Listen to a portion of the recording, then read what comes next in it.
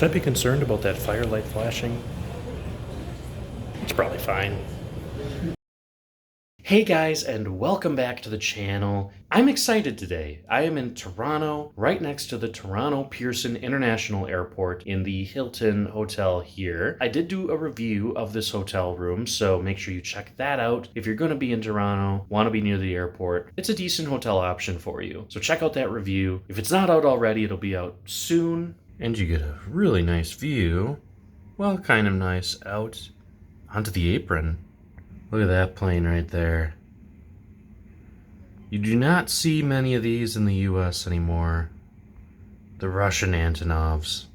But yeah, I am in Toronto, and the reason I'm here is because I am flying on Aer Lingus in their business class through Dublin to Munich. Now, for those of you who have followed this channel, you know that we've flown Aer Lingus before from Chicago. We did pretty much the same flight, Chicago through Dublin to Munich, and there were a couple things that didn't really go right. First of all, our luggage was lost. And before everyone goes and comments like they did last time saying, oh, it's the ground crew lost it, it's a separate third party.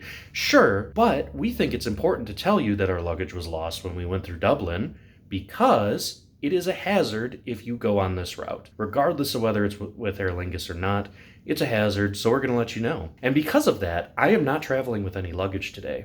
I flew up from Chicago last night. I just have my one bag with me, and I'll be carrying that on. Another thing that didn't really go our way last time, we had the business class cabin, but then we got put in one of the old Qatar Airways planes. And those planes have the old 222 business class, not the nice 121 business class staggered. So the seats weren't that nice. And it was a last-minute equipment change in Chicago, too, so we weren't expecting it. So hopefully today we will get a plane that is one of Aer Lingus' legacy planes that has the new business class in it. All right, all packed up now and ready to go. I am going the full 3 hours before my flight. Normally that's not necessary if you're flying business class because you get priority access in security. But last night, coming into Canada, customs was a mess. I don't know what was going on. Twice I was stopped by border enforcement agents while I was just walking. I mean, I literally didn't have luggage. So I walked down the escalator, went to the bathroom, and then went out. And in that time I was stopped twice because they thought I looked suspicious, I guess. I don't know what is going on here in Canada. If you guys are looking for someone or something in particular, twice I was asked to see my declaration form. And then both times, of course, they, once I said I was from the US and showed them my passport, they just kind of waved me through. So I don't know what's going on, if there was one particular flight known for bringing in exotic agricultural items or something like that. But man, it was crazy. So I am not going to leave anything to chance today. I'm going to take the full 3 hours going through, I think I have to go through customs. I don't know. I get that confused because in the US you don't. When you leave the country, you don't go through customs. But I think I do have to go through customs to leave Canada. So I am going to take 3 hours and get over there probably around 2:30, maybe a little bit before 3 o'clock. Yeah, let's go.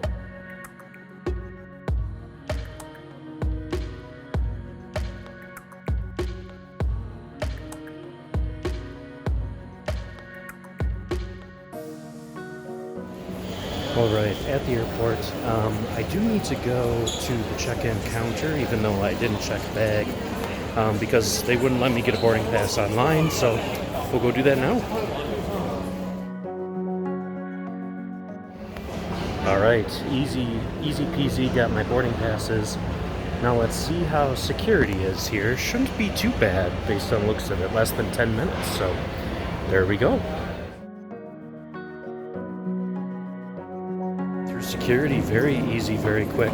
So now we're going to go to the KLM lounge, which is apparently the lounge that Aer Lingus uses here in Toronto Pearson, which is a little bit surprising because I didn't know that they had an affiliation with KLM.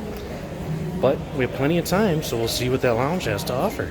At the desk, she also said that the lounge is right across from the gate, which is nice too. It's nice to be able to walk right out of the lounge onto the plane. It's almost like boarding directly from the lounge, but it's as close as we can get in this airport. I headed upstairs to the KLM lounge above gates C32 and 33 and headed inside.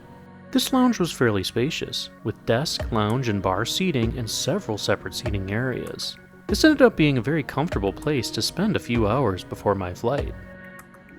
This lounge is actually really nice. There's a lot of food on offer and great views out onto the apron. But yeah, I went up and got a little chicken and then also some samosas, so it should be good. Those samosas have been sitting out for a while. They're a little tough, but everything else is actually really nice.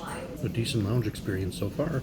So they brought out a fresh thing of samosas, so I had to give it another shot.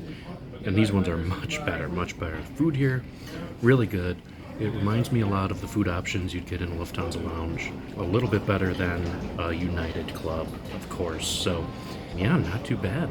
Now, with this flight, there is one pretty amazing thing that's going on, which is the reason why I'm in Toronto. If you maybe caught that I flew to Toronto so that I could fly to Munich through Dublin.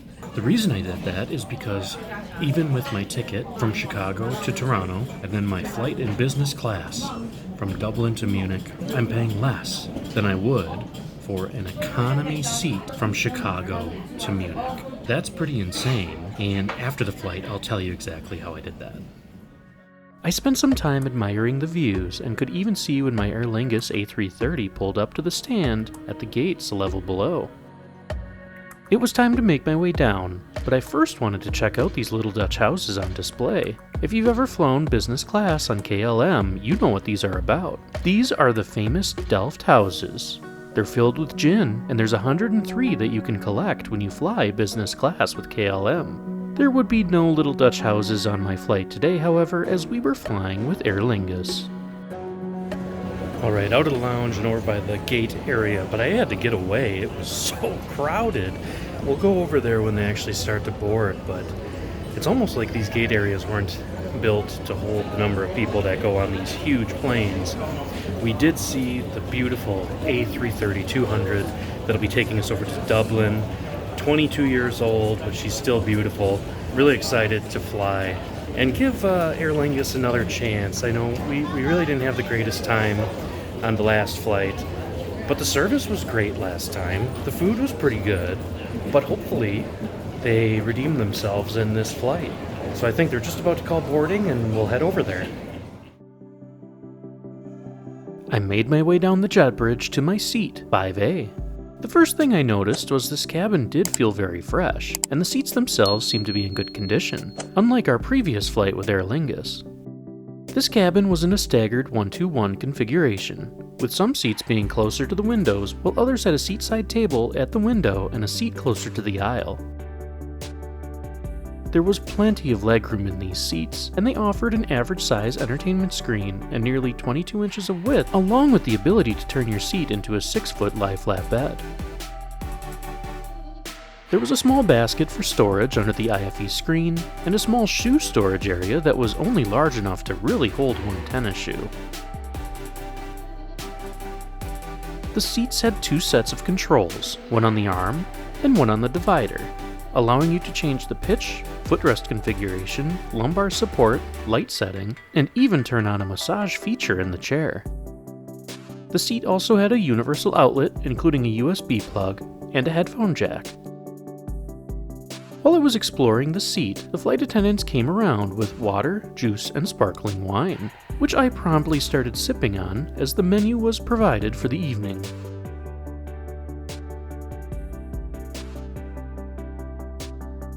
Boarding concluded fairly quickly and the final bags were stowed away. About 10 minutes early, we started the safety demonstration and were pushed back from the gate. We love this part of flights. The anticipation builds for our journey as we roll down the taxiways, and we get to see some amazing aircraft pass by. As we made our way out to the active runway today, we even passed by the Antonov that we saw from the hotel room earlier. We made a right turn onto runway 24 right and spooled up for takeoff.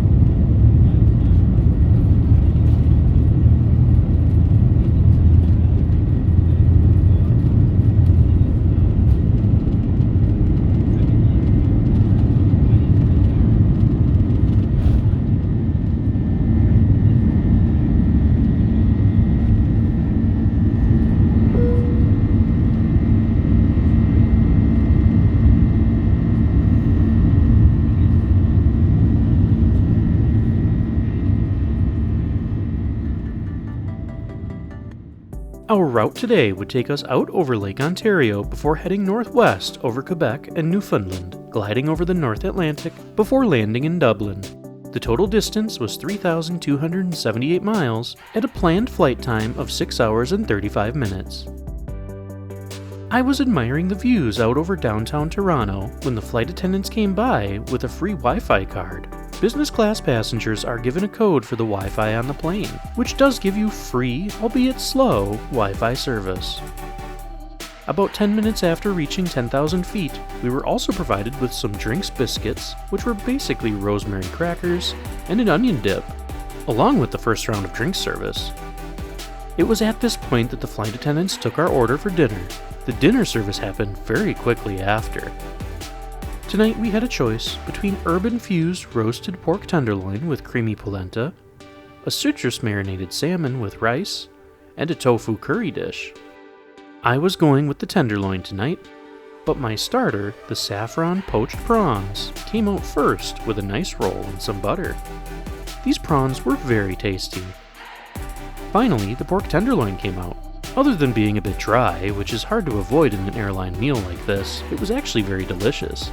The creamy polenta was also quite nice, and the broccoli and veggies were cooked thoroughly, which was a nice surprise. I ended my meal with a cup of coffee and a cinnamon apple tart. By the time dinner had finished, we were nearly out over the Atlantic, and the sun's influence was waning. I decided to watch a show or two before getting a few hours of rest. The IFE on Aer Lingus is very standard for the industry. The overall layout and controls are very easy to get a hang of, and you can find a controller right in your seat. On the IFE, you can find plenty of movies and shows to choose from, as well as several new releases. Aer Lingus does provide headphones, but they do leave something to be desired, so if you have your own noise-canceling headphones, we strongly suggest you bring those. If you're not in the mood for a movie or show, you can also find games here, or music to play, or you could just enjoy the moving map and the flight status on the screen of your IFE. I also took this chance to check out the amenity kit that we were provided, and to be honest, it was a very poor showing. There were earplugs, an eye mask, socks, a dental kit, and a few moisturizers and creams. It felt like I only had my eyes closed for a few minutes before the lights were starting to be turned up again to this twilight setting. We were about an hour and a half from Dublin, and the flight attendants were asking what we wanted for breakfast. I went with the bacon sandwich and sausage roll, as well as having a small cup of yogurt with some berries. Overall, it was a very good and not too heavy breakfast. It wasn't long before we made landfall near Galway and glided into Dublin.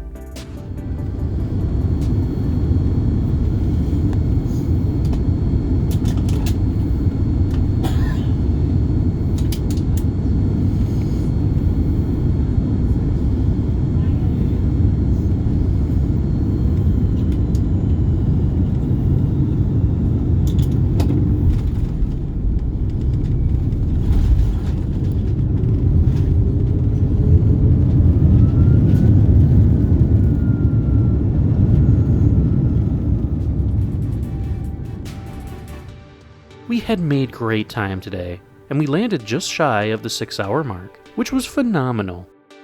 Although I must say that did mean that the crew at the airport weren't quite ready for us when we pulled up to the gate.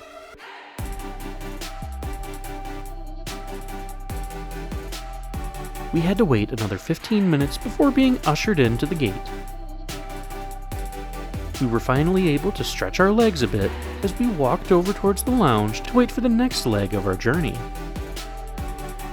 Alright, overall decent flight, not really any complaints. The seat was nice, flight attendants were amazing, the food was pretty good, and they got us here in 6 hours. We landed about a half hour earlier than we were supposed to. So I have a couple hours to kill. I'm just sitting here in the T2 lounge in Dublin, which is out of coffee. It's 5 o'clock in the morning and they're out of coffee here, but is what it is.